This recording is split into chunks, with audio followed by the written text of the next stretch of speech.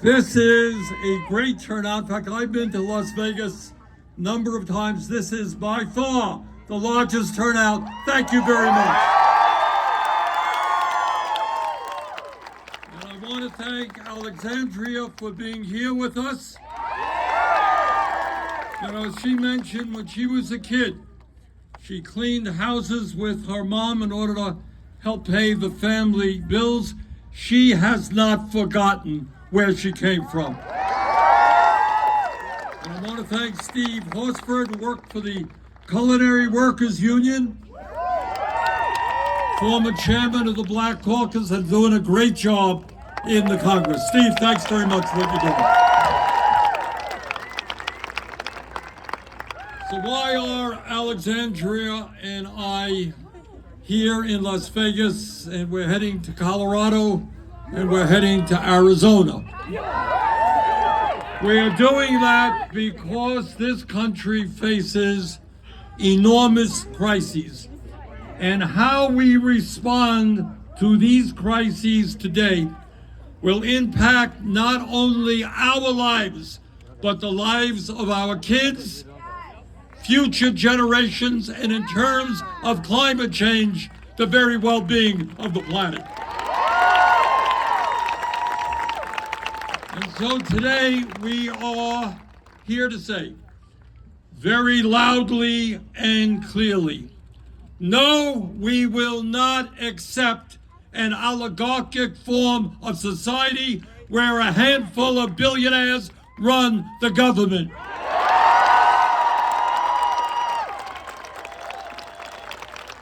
No, we will not accept an authoritarian form of society with a president who undermines the Constitution every day and is working aggressively to take away our freedom of speech and freedom of assembly. No, we will not accept a society of massive economic inequalities where the very rich are becoming much richer while working families across the country struggle to put food on the table. And what we're saying today as clearly as we can, that in the richest country in the history of the world, we demand and will achieve an economy and a government that works for all of us, not just for 1%.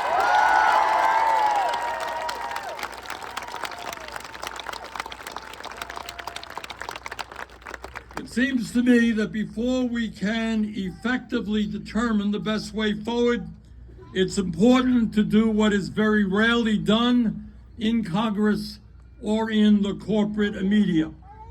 And that is to have a frank discussion about the economic and political realities facing our country.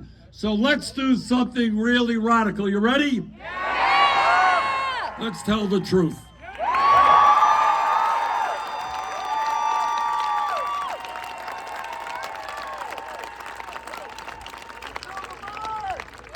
In our country today, we have two very different Americas. In one of those Americas, the wealthiest people have never, ever in the history of our country had it so good. People on top are doing extraordinarily well today. We have more income and wealth inequality in our country than we have ever had. The three wealthiest people in America, Mr. Musk, Mr. Bezos, Mr. Zuckerberg. You know those guys. Those three people alone own more wealth than the bottom half of American society, 170 million people. Three people, 170 million people. The top 1% now owns more wealth than the bottom 90%. And CEOs of major corporations now make 300 times what their average workers make. But it's not just income and wealth inequality. Today we have more concentration of ownership than we have ever had. While the profits on Wall Street and corporate America saw, a handful of giant corporations dominate sector after sector, whether it's agriculture, transportation, media, financial services. Small number of very, very large international corporations dominate. And they charge us outrageously high prices for the products they sell us. If you could believe it, three Wall Street firms, BlackRock, Vanguard, and State Street, combined are the major stockholders of 95% of American corporations. And let me say this, the 1% live completely and isolated lives from the rest of this country. They have no clue what is going on in the real world. They live in their mansions and their gated communities. They fly around the world in the private jets or the helicopters that they own. They have well-trained nannies taking care of their babies. They send their kids to the best private schools and colleges. Sometimes they take vacations, not in a Motel 6, not in a national park, but in their very own islands that they own. And for the very, very richest, they have fluff, they have fun flying off into outer space on their very own spaceships. And maybe they should stay there. So that is one America. An America where people live with tremendous wealth and tremendous luxury. They have it all. But there is another America, the America that you know and the America you live in. And in that America, 60% of our people are living paycheck to paycheck, and millions of workers are trying to get by on starvation wages. Unlike Donald Trump, I grew up in a family that lived paycheck to paycheck, and I know, as you know, something about that reality. And it is a reality that I will never forget. And I have a feeling as I look out at you today that many of you know that reality. Now here's something that we don't talk about too much. What does it mean? What does it mean to live paycheck to paycheck? Tell me. What does it mean? Starvation! Robbing Peter to pay Paul. Stressful! Eviction! Oh, raise your hand. Let me get to some people. Yes. Going without. Yes. Knowing how to figure out how to pay your credit card when interest rates are 20% if you're delinquent, right? Yes, ma'am. How to put one's kids through college. Yes. Wanting to buy a house. How are you going to ever figure that one out? Yes, sir. Debating if you want to use buy expensive medicine or if you want to pay your rent that day. Paying whether or not you're going to buy your prescription drugs or do you pay your rent? Yes, sir. Going hungry in America. Way in the back there, yeah. Wanting to go to college, not having the money to do that, yeah. Okay, yeah. Yes, ma'am. Okay, stress every day to pay the rent. That's what it's about. Police brutality! Look, I know we can go to everybody in the thousands here who will give me a different answer, but here is the bottom line. It means that millions of Americans worry every day, we just heard it, how they're going to pay their rent or how they're going to pay their mortgage.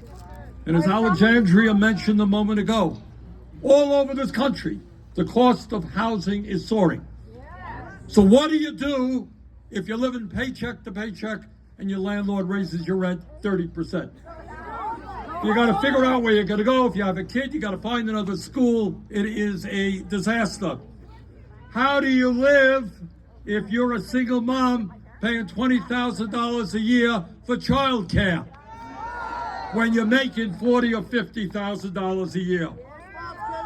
People want to feed their kids well, want decent food for their kids. How do you provide decent food for kids when the prices of the grocery store are soaring? And they poison it! If you get sick, your kid gets sick, your mom or your dad gets sick, how do you afford to go to the doctor if you have no health insurance or you have a $10,000 a year deductible? How do you pay your credit card bill? People have credit card bills here? And if you don't pay it, Wall Street gets 20%, 30% interest rates. Eat the rich! People all over this country just worry about what happens if you're living paycheck to paycheck and your car breaks down. And the guy at the repair shop says it's costing $1,000 to get it fixed. Well, what happens if you don't have that $1,000? How do you get to work? And what happens if you don't get to work? What happens if you get fired? How are you going to take care of your families? Those are the stresses that tens of millions of Americans are experiencing. And let me tell you something that is almost never, ever talked about. In America today, our life expectancy, how long we live on average, is about 4 years shorter than people in most other wealthy countries. But what is even more embarrassing is that working class Americans are living 7 years shorter lives than the wealthy. Why is that? Hold it. Why is that? Raise your hand. They poison our Yes, food! All right, this woman hit it right on the head. The answer is stress. What doctors will tell you, it's not a new medical fact, is that when you live under stress every day, trying to figure out how you're going to feed your kids, how you're going to pay the rent, how you deal with a boss who is not very pleasant. All right, dealing with Trump. All right. All of that stress has an impact on your body and your mind. And in the richest country in the world, working class people should not have to die unnaturally young. They should be able to live long and productive lives.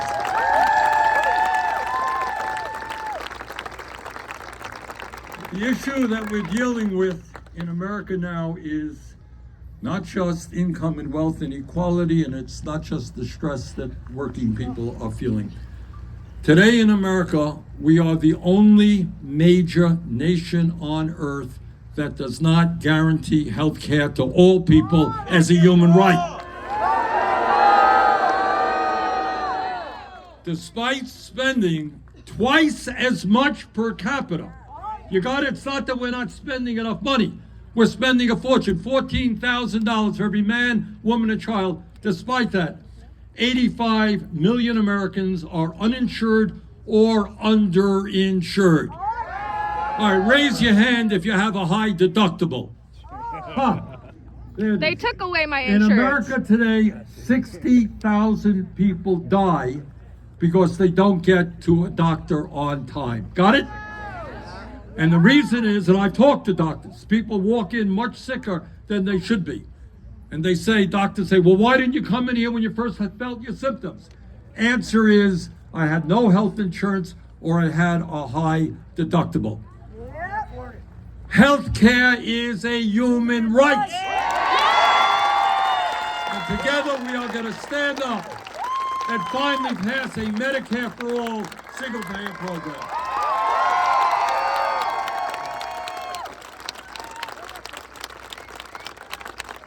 Today, because of the greed of the pharmaceutical industry. Anybody here having a hard time paying for prescription drugs? 1 out of 4 Americans can't afford to fill the prescriptions their doctors write, because in some cases we pay 10 times more for the same drugs as sold abroad. There is no reason why we should pay the highest prices in the world for prescription drugs. Let us stand together and demand that Congress lower the cost of prescription drugs by at least 50%.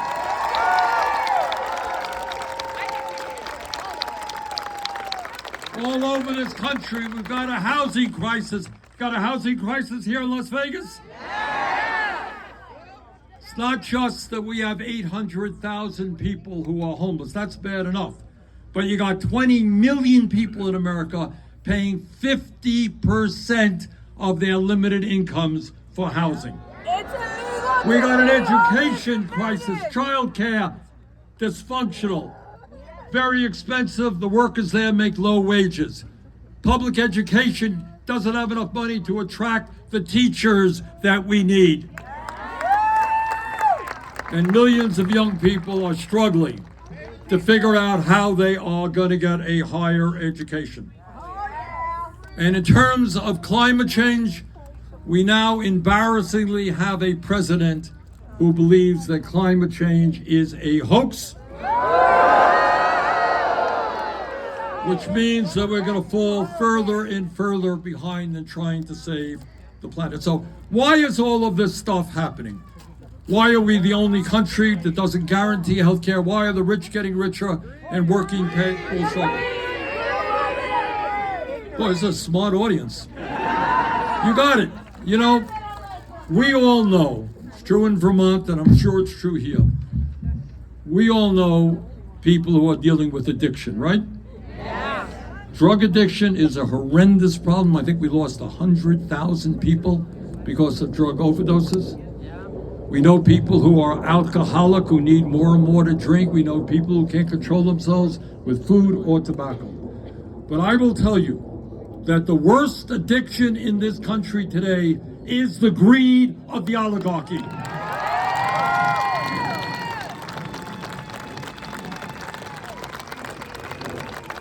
They are like heroin addicts. They need more and more and more.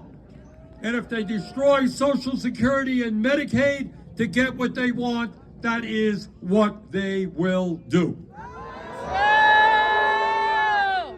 And right now, as Alexandria mentioned, they are in the process of dismembering the federal government and cutting programs that low-income and working families desperately need, so they can give themselves over $1 trillion in huge tax breaks. And in order to get those tax breaks, they want to cut Medicaid by $880 billion. They want to destroy our Social Security system. At a time when 22% of seniors are trying to get by on $15,000 a year or less. What they are trying to do is to discredit Social Security, lie about Social Security. Some of you heard Trump saying, oh, all these people, 150, 200 years of age getting Social Security. Total, absolute lie. Well over 99% of the people in this country who get those Social Security checks paid for those checks. We got any veterans here today? Thank you, veterans. While Musk and Trump are going after the VA, they want to lay off over 80,000 employees at the Veterans Administration. That will result in lower quality health care and delays in veterans getting the benefits to which they are entitled. Trump and Musk, right now, today, they're trying to dismantle the Department of Education.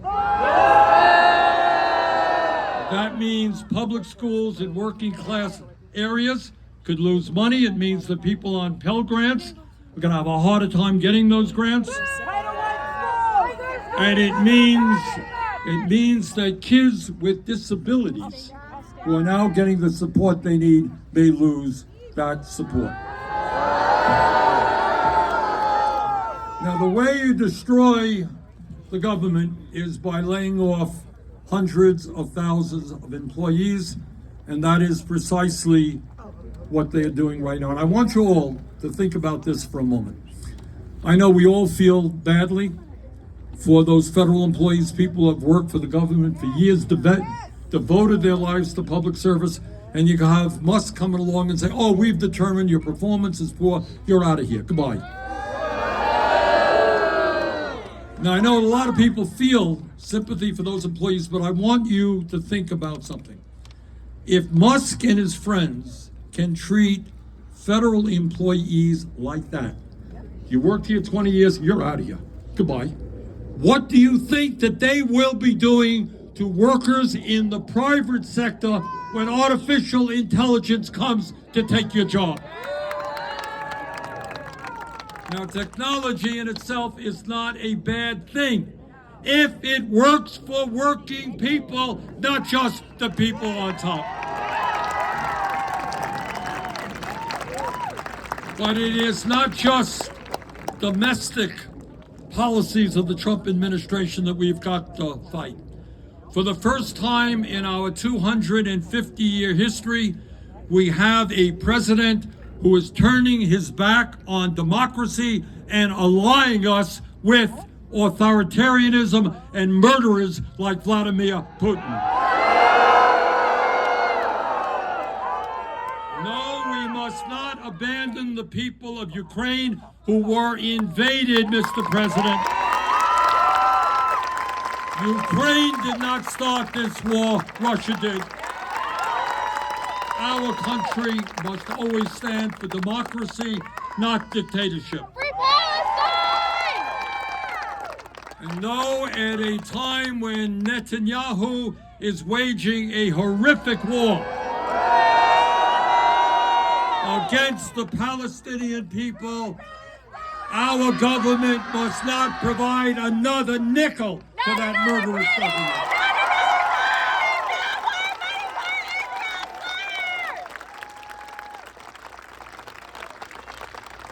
My friends, it is no great secret that our government is way out of touch with the needs of working families. I don't think anybody would deny it. You have a two-party system, both parties heavily dominated by big money interest. So our job in the coming weeks and months is not just to take Trump on in every step of the way, but it's to do more. It's to have a vision for where our country should be going. As the wealthiest nation on earth, to begin, it's important to know that we are not going to make the changes we need so long as we continue to have a corrupt campaign finance system. It is not democracy when Musk himself can spend $270 million to help elect Trump and then become the most powerful person in government. And there are billionaires in the Democratic Party also playing a major role. Our job is to overturn this horrendous Supreme Court decision on Citizens United and to move this country to public funding of elections, one person, one vote, not billionaires buying elections.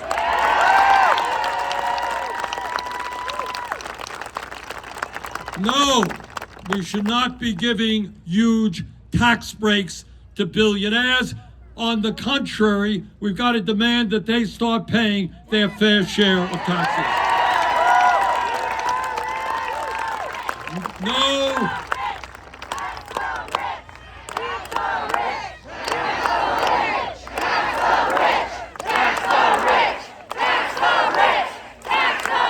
That sounds pretty good up here. And while we're at it, we cannot maintain a federal minimum wage of $7.25 an hour. Gotta raise that minimum wage to a living wage, at least 17 bucks an hour. And we, all over this country, workers know that if you want decent wages and benefits and working conditions, you got to join a union. But all over this country, corporations are making it harder and harder for workers to join unions. And that's why we need to pass legislation that I just introduced called the PRO Act, that penalizes any employer that acts illegally when workers are trying to form a union.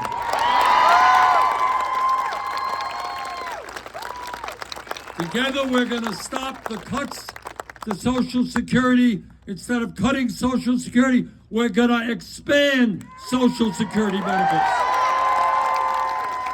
Instead of making massive cuts to Medicaid, we're going to join every other major country on earth, guarantee health care to all, to a Medicare for all single-payer system.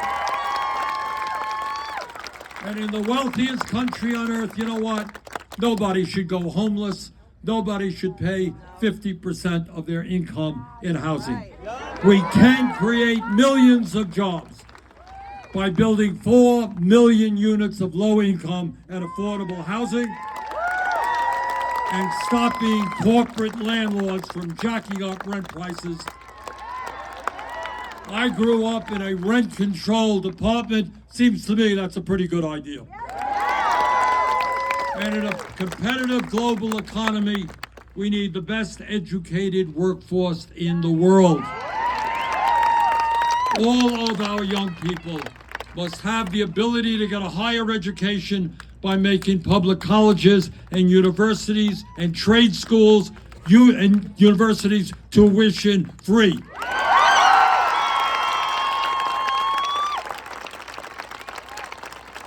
Alexandria led the effort for the Green New Jobs, creating millions of good-paying jobs, transforming our energy system to save the planet. Let's do it.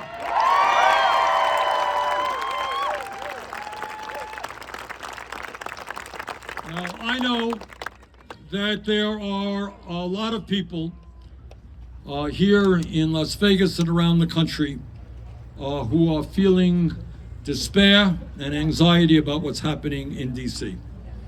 And some of you may feel a little bit hopeless. So let me say this.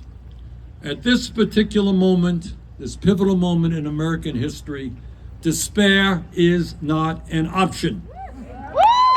Giving up is not acceptable, and none of us have the privilege of hiding under the covers. The stakes are just too high. And let us never forget, real change only occurs when ordinary people at the grassroots level stand up against oppression and injustice and fight back.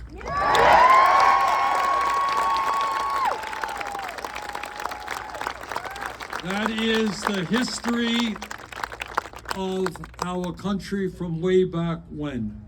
When this country was first formed, you had people here who took on the most powerful person in the world, the King of England, and the entire British Empire. And you know what? They won. In the 1840s, you had people in the abolitionist movement standing up and saying, slavery is not acceptable, it's horrendous, it's horrific. They had to take on the great power of the slave owners. And we fought a war where hundreds of thousands of people died. But we won. Slavery was abolished. In the early part of our century, workers who were overworked and underpaid demanded to form unions. Some of them were killed, they were fired, they were beaten. But they stood up for the trade union movement, and they won and helped create the American middle class. In the 1930s, we had a depression. 25% of America was unemployed. But people stood up, elected a great president, Franklin Delano Roosevelt, transformed the government, and we managed to end the Depression. In 1941, this country was attacked at Pearl Harbor. Our military was weak. We had to fight a war on two fronts. Yet, because the nation came together and we produced the planes, the guns, the tanks that we needed in 2.5 years, that war was essentially won. So what I am saying to you is that this is not the first time we have faced crises. And what I believe from the bottom of my heart is the American people do not want to see a handful of billionaires running this country. The American people understand that in democracy, we criticize each other, we have free elections, and we're not like Donald Trump, too cowardly to accept criticism. American people do not want to move us toward an authoritarian society. The American people understand that there's something very wrong today when so few have so much and so many have so little. So my view is that while I am not a mathematician, I do know that 99% is a hell of a lot bigger number than 1%. And I believe from the bottom of my heart, if we do not let Trump and his friends divide us up by the color of our skin, or where we were born, or our religion, or our sexual orientation, if we stand together as one people, fighting for justice, there is nothing that we cannot do. Trust me, I work in Washington and I know the power of the oligarchs. They are very powerful. But if we stand together, I have zero doubt that we can and will defeat them, that we can transform the economics and politics of this country, and that we can have an economy and a government that works for all of us, not just the 1%. Thank you all very much.